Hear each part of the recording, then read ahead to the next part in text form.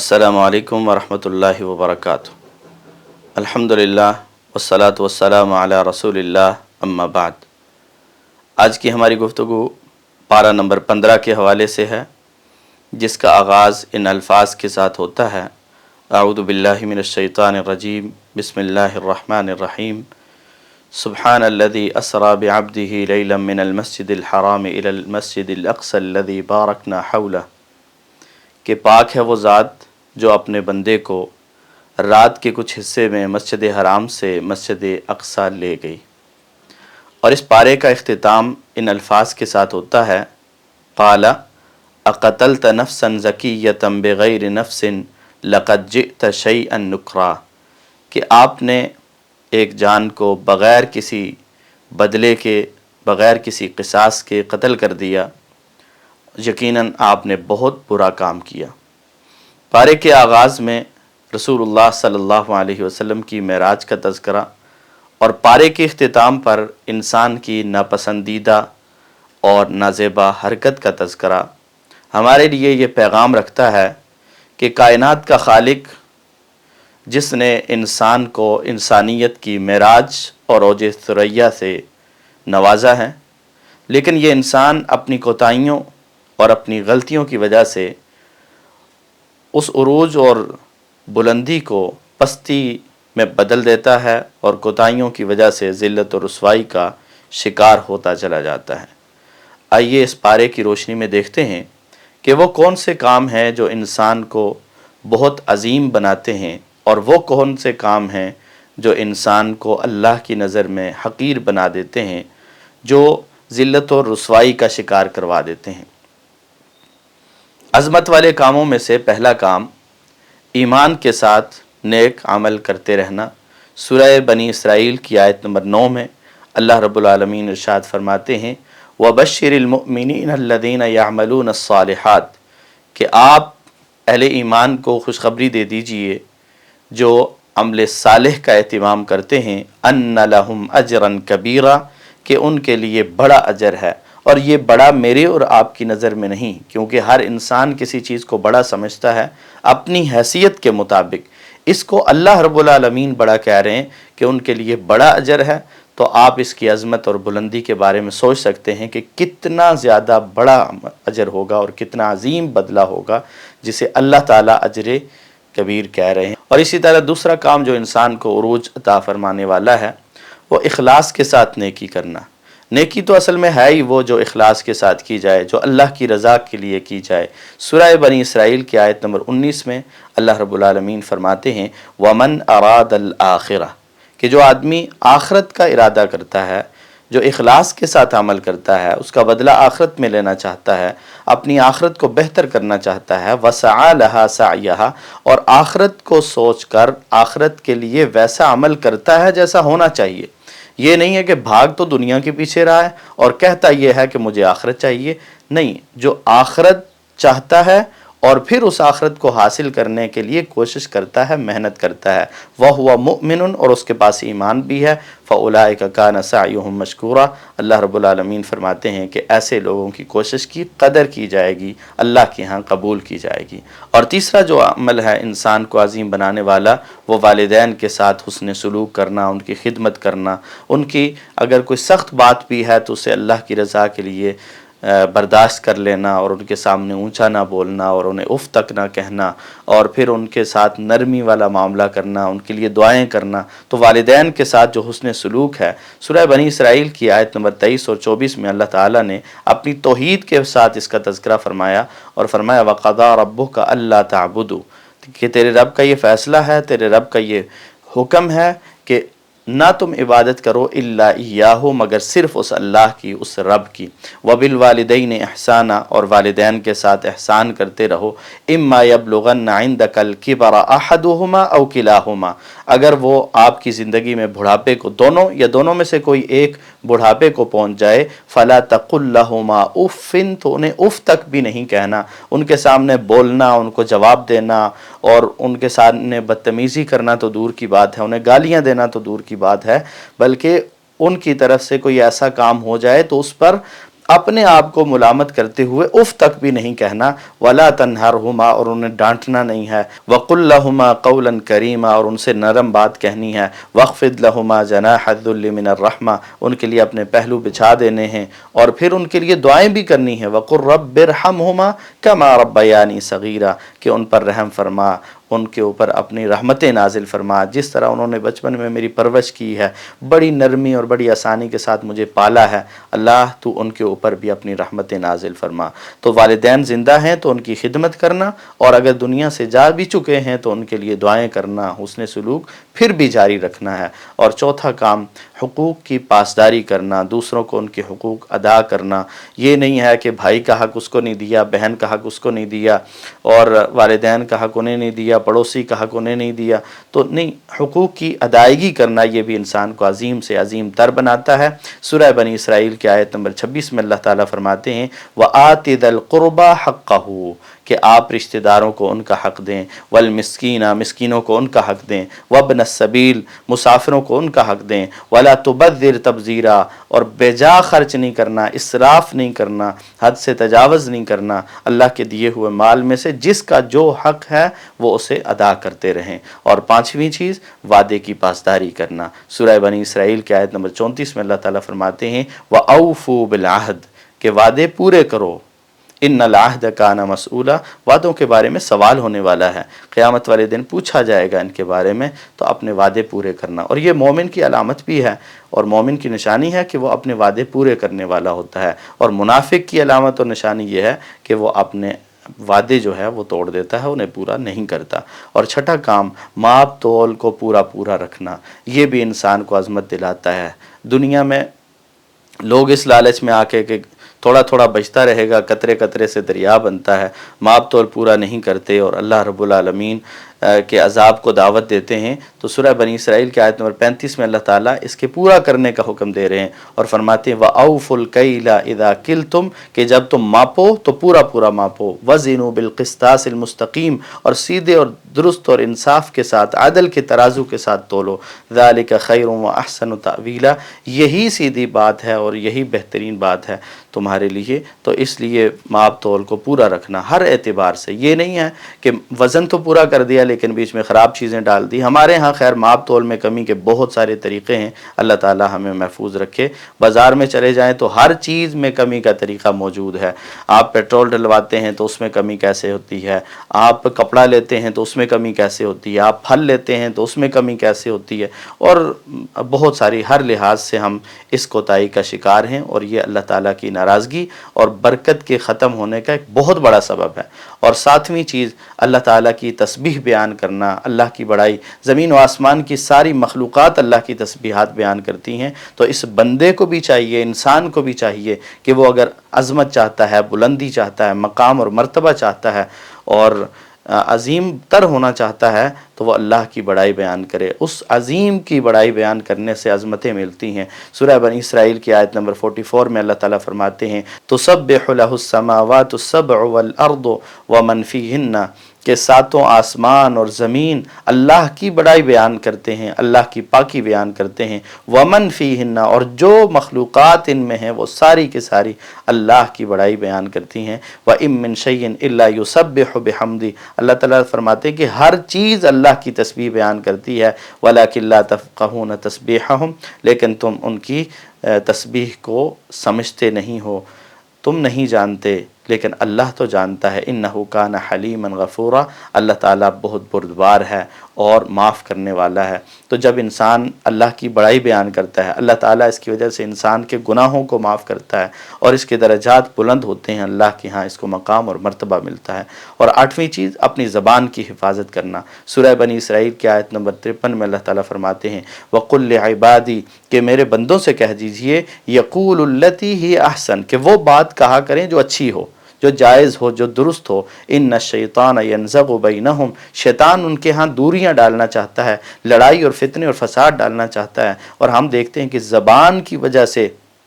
کتنے لوگ ہیں جو آپس میں لڑتے ہیں، کتنی لڑائیاں، فتنے، فساد یہ زبان کی وجہ سے ہوتے ہیں۔ تو اس زبان کی حفاظت کرنا، یہ انسان کی عظمت اور بلندی. اور ہم نے دیکھا دنیا میں ہر اس شخص کی تعریف کی جاتی ہے جس کی زبان اچھی ہے، اور جس کی زبان اچھی نہیں ہے ہر جگہ اسے ملامت کیا جاتا ہے، اسے برا ہی کہا اور سمجھا جاتا ہے. تو اپنی زبان کی حفاظت یہ اپنے کردار کو اعلیٰ بنانے اور عظیم بنانے کے لیے بہت ضروری ہے. اور 9ویں چیز قرآن مجید کی تلاوت کرنا، اور بالخصوص فجر کے وقت، صبح کا جو وقت ہے اس میں قرآن کی تلاوت. اللہ تعالیٰ سورہ بنی اسرائیل کی آیت نمبر 78 میں فرماتے ہیں اقیم الصلاۃ لدلوک الشمس الی غسق اللیل، کہ نماز قائم کریں آفتاب کے ڈھلنے سے لے کر رات کی تاریکی کے چھا جانے تک. وہ اور فرمایا وقرآن الفجر ان قرآن الفجر کان مشہودا، اور فجر کے وقت کا قرآن پڑھنا یہ حاضر کیا گیا ہے، یعنی اس وقت اللہ کے فرشتے حاضر ہوتے ہیں، وہ گواہیاں دیتے ہیں. تو فجر کے وقت قرآن پڑھنا یہ بھی انسان کو عظیم بناتا ہے. اور اللہ کے رسول نے فرمایا نا ان اللہ یرفع بہذا الکتاب اقواما ویضع بہ آخرین، کہ اللہ تعالیٰ اس قرآن کی وجہ سے عروج اور بلندیاں عطا کرتے ہیں، عظمتیں عطا کرتے ہیں، اور اسی قرآن کی وجہ سے ذلیل و رسوا بھی کرتے ہیں، پست بھی کرتے ہیں. تو اس لیے قرآن مجید کی تلاوت یہ عام طور پر بھی اور فجر کے وقت خاص طور پر اس کا اہتمام کرنا یہ انسان کی عظمت اور بلندی کی دلیل بھی ہے اور اس کا سبب بھی ہے. اور اسی طرح نماز تہجد کا اہتمام کرنا. 10ویں چیز سورہ بنی اسرائیل کی آیت نمبر 79 میں اللہ تعالیٰ فرماتے ہیں وَمِنَ اللَّيْلِ فَتَهَجَّدْ بِهِ نَافِلَةً لَكَ، کہ آپ رات کو تہجد کی نماز پڑھیں، یہ اضافی ہے آپ کے لیے. عَسَىٰ أَن يَبْعَثَكَ رَبُّكَ مَقَامًا مَحْمُودًا، یہ پیغام تو اللہ کے رسول کو دیا گیا لیکن آپ کی امت اس میں شامل ہے کہ وہ بھی تہجد کی نماز کا اہتمام کریں. اور تہجد کی نماز کی جو خیر و برکات ہیں اللہ تعالیٰ انہیں ہمیں حاصل کرنے کی توفیق عطا فرمائے. اور 11واں کام جو انسان کی عظمت کا سبب ہے وہ حالت سجدہ میں رونا اور گڑگڑانا اور اپنے رب کے سامنے جھک جانا. جو رب کے سامنے جھکتا ہے اللہ تعالیٰ اسے عظمتیں عطا فرماتے ہیں. سورہ بنی اسرائیل کی آیت نمبر 107، 8 اور 9 میں اللہ تعالیٰ نے اس بات کا تذکرہ کیا ان الذین اوتوا العلم من قبلہ، کہ وہ لوگ جنہیں آپ سے پہلے علم دیا گیا اذا یتلی علیہم، جب ان پر تلاوت کی جاتی ہے، یخرون للاذقان سجدا، وہ اپنے ٹھوڑیوں کے بل سجدے میں گر جاتے ہیں، ویقولون، اور وہ کہتے ہیں سبحان ربنا، ہمارا رب پاک ہے، ہمارا رب عظیم ہے، ان کان وعد ربنا لمفعولا، ہمارے رب کا وعدہ پورا ہونے والا ہے. وَيَخِرُّونَ لِلْأَذْقَانِ يَبْكُونَ وَيَزِيدُهُمْ خُشُوعًا، اور وہ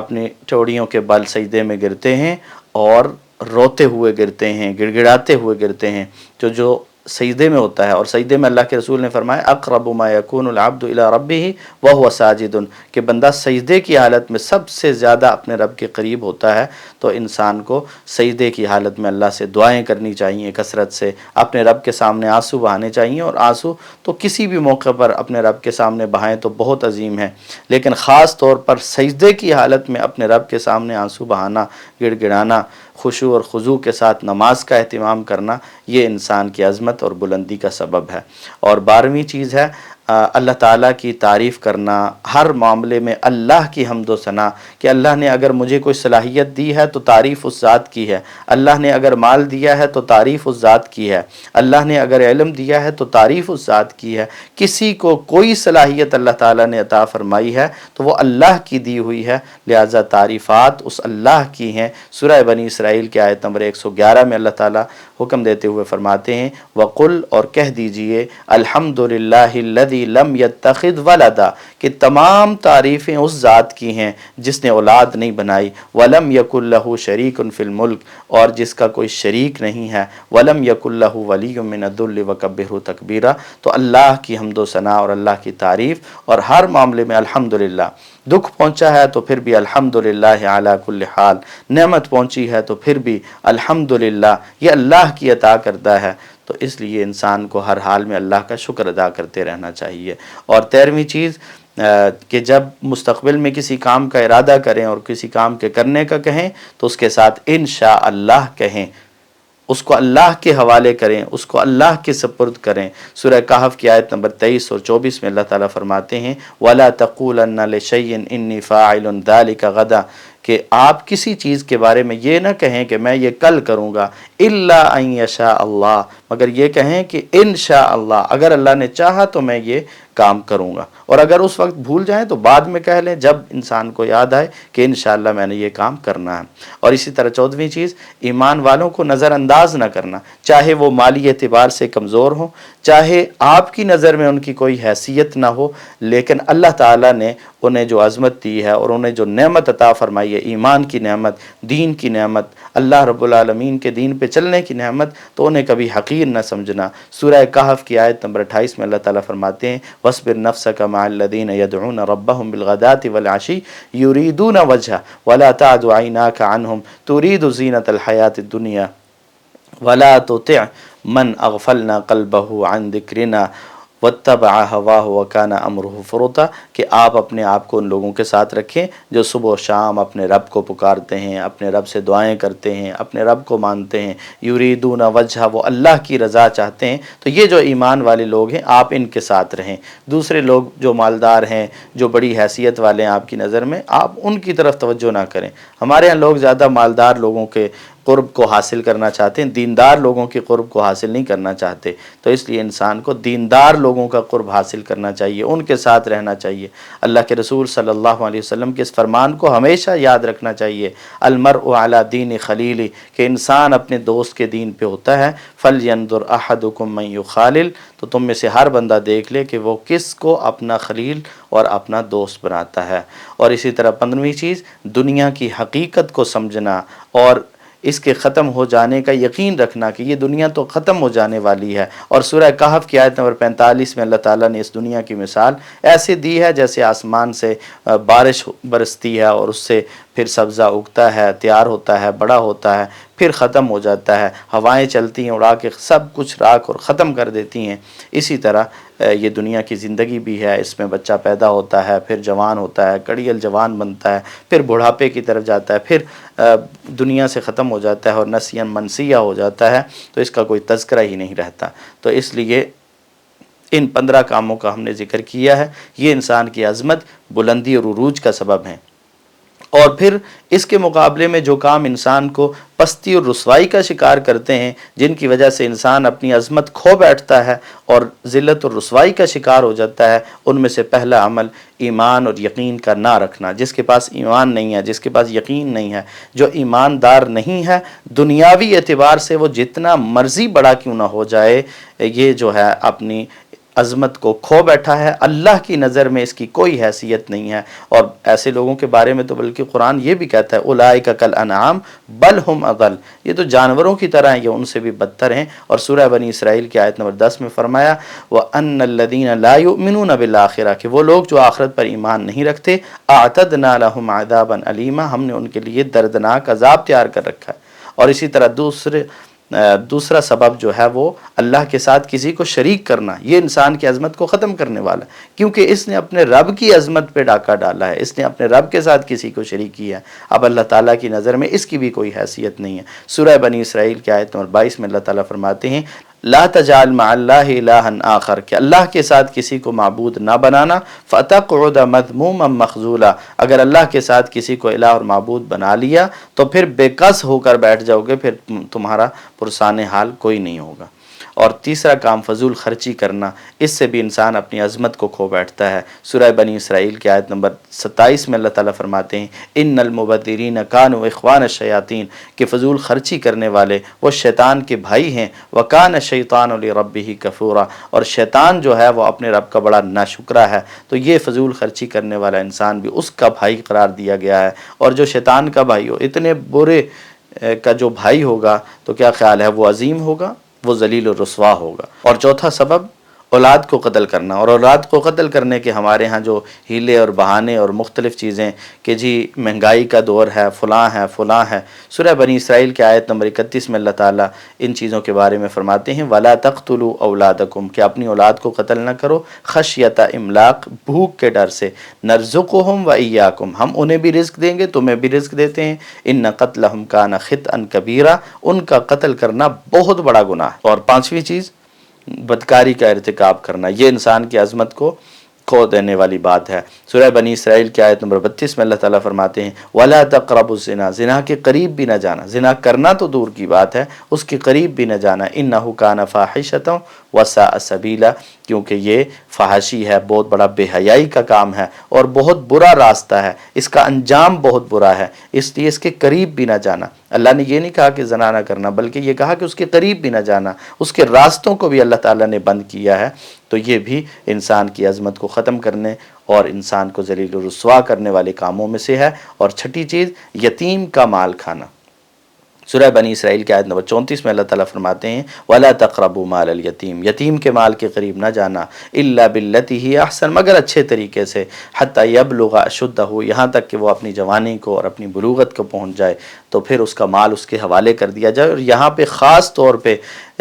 خطاب کیا گیا ہے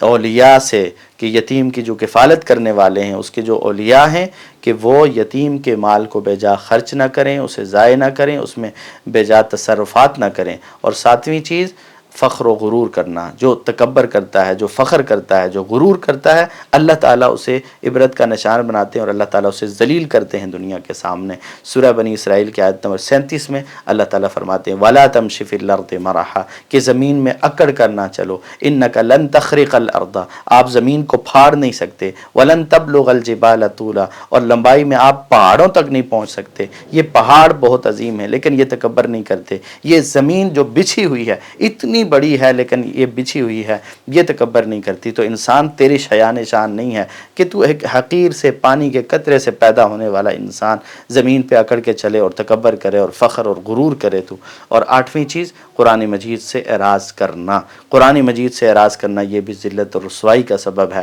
سورہ بنی اسرائیل کی آیت نمبر 46 میں اللہ تعالیٰ فرماتے ہیں وَجَعَلْنَا عَلَىٰ قُلُوبِهِمْ أَكِنَّةً، کہ ہم نے ان کے دلوں پر پردے ڈال دیے ہیں، أَن يَفْقَهُوهُ، کہ وہ اس کو سمجھ نہیں سکتے، وَفِي آذَانِهِمْ وَقْرًا، ان کے کانوں میں ہم نے بوجھ ڈال دیے ہیں، وَإِذَا ذَكَرْتَ رَبَّكَ فِي الْقُرْآنِ وَحْدَهُ، جب قرآن میں آپ اکیلے رب کا ذکر کرتے ہیں، وَلَّوْا عَلَىٰ أَدْبَارِهِمْ نُفُورًا، نفرت کے ساتھ یہ اپنے پیٹوں کے بل پھر جاتے ہیں۔ اور اسی طرح فرمایا وَمَنْ أَظْلَمُ اور اسی طرح سورہ کہف کی آیت نمبر 57 میں فرمایا وَمَنْ أَظْلَمُ مِمَّنْ ذُكِّرَ بِآيَاتِ رَبِّهِ، کہ اس سے بڑا ظالم کون ہو سکتا ہے جسے اپنے رب کی آیات کے ساتھ نصیحت کی گئی، فَأَعْرَضَ عَنْهَا، اس نے اس سے اعراض کیا، وَنَسِيَ مَا قَدَّمَتْ يَدَاهُ، اور اس نے آگے جو بھیجا اس کو بھول گیا۔ اور اسی طرح نوواں سبب، اللہ پر جھوٹ باندھنا۔ یہ نہیں کہ بات اپنی ہے اور اللہ کے ذمہ لگا دیجیے، اللہ نے قرآن میں کہا ہے، اللہ کا حکم ہے، نہیں، جب تک علم نہ ہو تو اللہ کے بارے میں کوئی بات نہیں کرنی چاہیے، ورنہ انسان جھوٹ بولتا ہے اللہ پر، جو بغیر علم کے اللہ کے بارے میں بات کرتا ہے، جس کو اللہ کی صفات کا پتہ نہیں ہے، جس کو اللہ کی ذات کے بارے میں معلومات نہیں ہے، وہ اللہ کے بارے میں اپنی طرف سے بیان کرتا رہے، تو یہ اللہ پر جھوٹ باندھنا ہے۔ سورہ کہف کی آیت نمبر 15 میں اللہ تعالیٰ فرماتے ہیں فَمَنْ أَظْلَمُ مِمَّنِ افْتَرَىٰ عَلَى اللَّهِ كَذِبًا، کہ اس سے بڑا ظالم کون ہو سکتا ہے جو اللہ پر جھوٹ باندھتا ہے۔ اور 10ویں چیز، ظلم اور زیادتی کرنا۔ دنیا میں انسان نے اگر کسی پہ زیادتی کی ہے، ظلم کیا ہے، تو یہ بھی انسان کی ذلت و رسوائی کا باعث ہے۔ سورہ کہف کی آیت نمبر 59 میں اللہ تعالیٰ فرماتے ہیں وَتِلْكَ الْقُرَىٰ أَهْلَكْنَاهُمْ، بستیوں کا تذکرہ کرتے ہوئے فرمایا کہ یہ بستیاں ہیں جنہیں ہم نے ہلاک کیا۔ کیوں ہلاک کیا؟ لَمَّا ظَلَمُوا، جب انہوں نے ظلم کیا، جب انہوں نے زیادتیاں کی، جب یہ حد سے بڑھ گئے،